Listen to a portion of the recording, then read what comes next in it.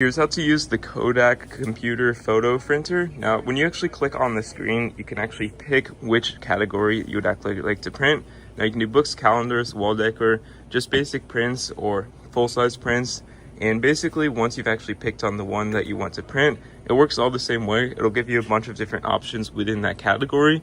In this case, I just want a single-sided photo, so I'm going to click on Get Started. And you can choose the dimensions on this screen like so. In doing so, you basically need to agree to the terms of service, and you can actually choose if you want to take this photo, the one we're about to print, from a mobile device, USB, scanner, camera card, or CVD. And basically, I would pick a mobile device, and when you click on this right here, it'll bring you to the next screen. You can pick your type of device and pick on which one you'd like to print, whether it be cable. There's simply cables right here, so it makes it really easy, or unless you want to airdrop it or, things like that. Now, once you've done that, you basically want to connect your phone.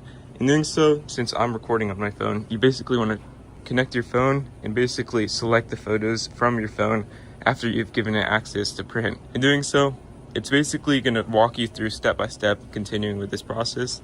And that's all you need to do this. And to check out, you click on this item right here, and you can simply check out and just pay when you're done and complete your checkout.